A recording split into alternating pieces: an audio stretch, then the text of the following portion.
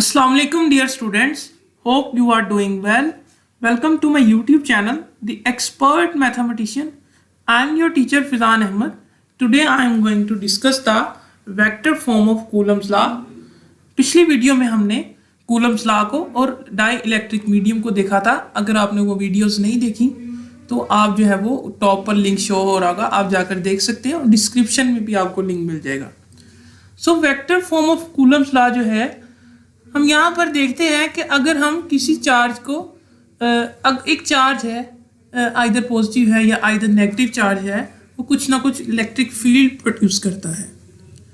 ठीक है, वो डिपेंड करता है उसकी मैग्नीट्यूड पर, वो कितनी इलेक्ट्रिक फील्ड है. वो हम आगे देखेंगे कि इलेक्ट्रिक फील्ड स्ट्रेंथ क्या होती है.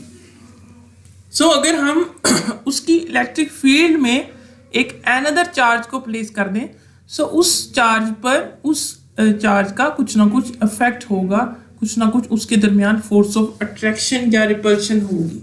वो डिपेंड करता है चार्जेस लाइक चार्जेस हैं या अनलाइक चार्जेस हैं.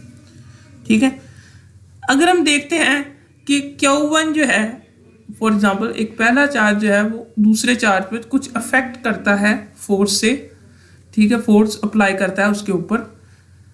सो दूसरा चार्ज भी कुछ इलेक्ट्रिक फील्ड प्रोड्यूस करेगा. सो उसका अफेक्ट भी पहले चार्ज पर होगा.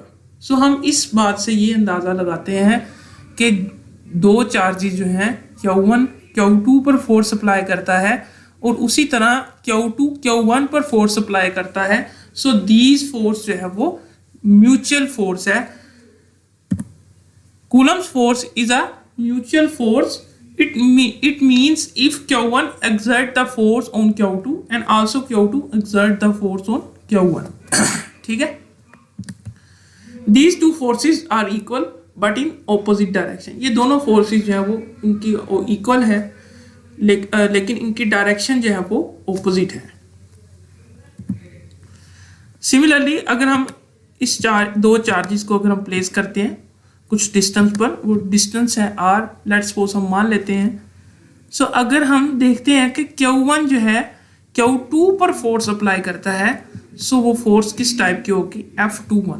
ठीक है, F21 means Q1 apply the force on Q2.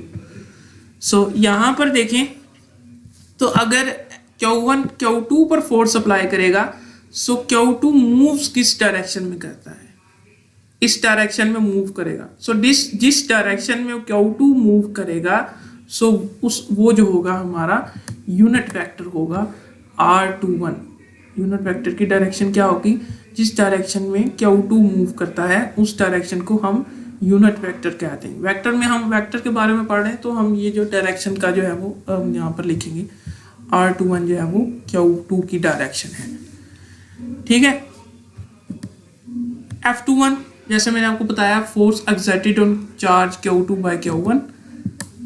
R21 cap unit vector directed from Q1 to Q2, Q1 से Q2 की तरफ जो है वो यूनिट वेक्टर. इसी तरह अगर हम दो चार्जेस को देखते हैं, अब इस केस में हमारे पास जो है वो Q2 फोर्स अप्लाई करता है Q1 पर. वो फोर्स क्या होगी? F12. ठीक है, F12 means Q2 apply the force on Q1. सो इसकी डायरेक्शन क्या होगी? Q1 मूव्स करेगा इस डायरेक्शन में. सो यूनिट वेक्टर जो होगा वो Q1 की डायरेक्शन में होगा Q2 से. R21 कैप हम यहाँ पर लिख देते हैं force exerted on charge Q1 by Q2. जो F12 है R12 unit vector directed from Q2 to Q1. अच्छा, अब यहाँ पर आप सोच रहे होंगे कि फोर्स जो हम वेक्टर की बात कर रहे हैं तो वेक्टर के ऊपर वो जो हमने एरो का निशान क्यों नहीं लगाया? सो यहाँ पर देखें तो फोर्स जो है उसको बोल्ट में लिखा है, तो वेक्टर को आप बोल्ट लेटर में भी लिख सकते हैं. सो ये भी जो है उसका रिप्रेजेंटेशन का एक मेथड है. आगे देखें तो हम जानते हैं कि फोर्स हम पीछे पढ़कर आए. कूलम्स फोर्स क्या होती है? 1/4πε0 Q1 Q2 divided by r², और उसके यूनिट वेक्टर से हम मल्टीप्लाई करेंगे. F21 की बात करें तो यूनिट वेक्टर भी R21 होगा. इसी तरह F12 की बात करें तो फोर्स वही होगी और डायरेक्शन चेंज होगी यूनिट वेक्टर की.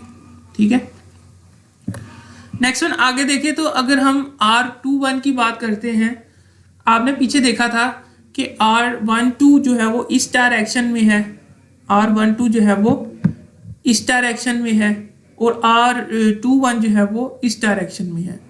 सो this two directions are opposite to each other.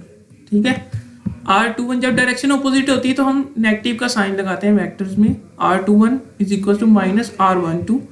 Next one आगे देखें तो अगर हम इसमें अगर हम जो है वो R21 की जगह पर हम माइनस R12 अप्लाई करते हैं, सो ये बात गलत नहीं होगी, हम यहाँ पर माइनस R12 अप्लाई करेंगे।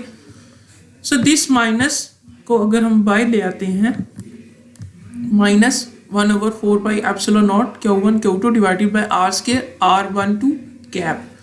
ठीक है, अब यहाँ पर देखें तो दिस फैक्टर जो है वो इक्वल है F12 के। ठीक है, minus F21 is equal to minus F12। ठीक है, इस बात से, इस इक्वेशन से हमें अंदाजा होता है कि दीज टू फोर्सेस, जो हमने पहले बात की, पहले स्टेटमेंट हमने जो पढ़ी थी, these two forces are equal but in opposite direction. Vectors में हम डायरेक्शन को ज़ाहिर करने के लिए हम नेगेटिव का साइन लगाते हैं, ऑपोजिट डायरेक्शन है। ठीक है, सो दिस इक्वेशन को हम स्टार का नाम दे देते हैं। So this star prove that the Coulomb's force follows the Newton third law of motion. हमने Newton third law of motion पढ़ा है कि two forces are equal but in opposite direction. ठीक है, न्यूटन थर्ड लॉ के को ओबे करती हैं ये कूलम्स फोर्स।